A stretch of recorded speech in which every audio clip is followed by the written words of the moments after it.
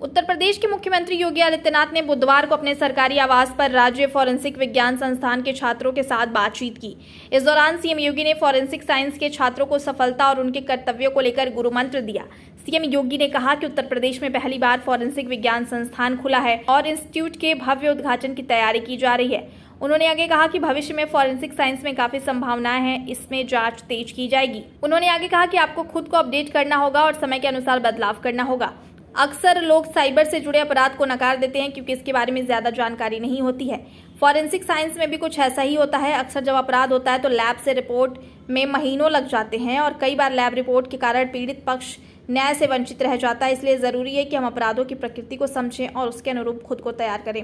आप में से ज्यादातर छात्रों के लिए, जिन लोगों ने इस फील्ड की थोड़ी पढ़ाई की है, जिनका बैकग्राउंड ऐसा होगा, उन लोगों के लिए इसके क्षेत्र में के बारे में कुछ जानकारी उन्हें होगी, लेकिन शेष अन्य छात्र छात्राओं के लिए यह एक नया फील्ड है।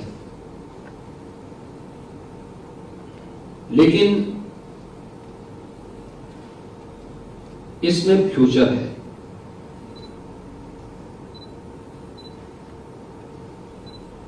और इस वजह से आपके लिए इसमें एक संभावनाएं निकलेंगी। उन संभावनाओं को ही राज्य सरकार ने एक नई उड़ान देने के लिए Uttar Pradesh state institute of forensic science के गठन का निर्णय लिया और इसका पहला सत्र प्रारंभ हो रहा है। क्योंकि पहला सत्र अभी प्रारंभ हो रहा है, इंस्टीट्यूट के शिलान्यास की औपचारिकताएं हम लोग 2021 में प्रारंभ कर चुके हैं। निर्माण कार्य युद्ध स्तर पर चल रहा है। बहुत शीघ्र फुल फ्लेज इंस्टीट्यूट तैयार होगा। इंस्टीट्यूट के उद्घाटन का कार्यक्रम पूरी भव्यता के साथ हो, इसके लिए तैयारियां चल रही हैं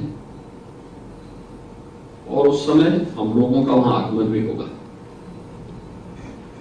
लेकिन अब इस इंस्टीट्यूट के नियम हैं। ये इंस्टीट्यूट किस स्तर का बनना चाहिए और इसकी ख्याति कैसे होनी चाहिए, यह यहाँ के फैकल्टी को, यहाँ पे तैनात अधिकारियों को और यहाँ के फर्स्ट बैच को उसकी नींव को तैयार करना है। मैंने जो बताया कि आज की आवश्यकता है, लेकिन इसमें फ्यूचर भी छुपा हुआ है। बहुत बार पीड़ित पक्ष न्याय पाने से वंचित हो जाता है या न्याय की आस में उसका पूरा जीवन व्यतीत हो जाता है। इस दृष्टि से आवश्यक है कि हम लोग आज अपराध की प्रकृति क्या है और सोसाइटी की आज की डिमांड क्या है, उसके अनुरूप अपने आप को तैयार करें। अब देखिए, टेक्नोलॉजी बहुत आगे बढ़ चुकी है। अगर हम उसके अनुरूप अपने आप को तैयार नहीं करेंगे, पिछड़ जाएंगे। हम एक कॉमन मैन के साथ न्याय नहीं कर पाएंगे और इसीलिए प्रदेश सरकार ने तय किया कि हम लोग इस यहां पर उत्तर प्रदेश में Uttar Pradesh state institute of forensic science की स्थापना करेंगे। इंस्टीट्यूट के निर्माण की कार्रवाई को आगे बढ़ाया और आज मुझे प्रसन्नता है कि इसका पहला बैच 5 ब्रांच के साथ अपना कार्य प्रारंभ किया है। देखिए, हमारे उपनिषद में एक बात कही गई है, आनो भद्रा कर्तो यंतु विश्वत, यानी ज्ञान को सभी दिशाओं से आने के लिए अपने मस्तिष्क को खुला रखो। जहां से भी ज्ञान की धाराएं आ सकती है, जहां से भी आ सकती है, समुचित दृष्टिकोण से उभर करके हम अपने आप को केंद्रित करें अब कंसंट्रेट करें इस विषय की ओर।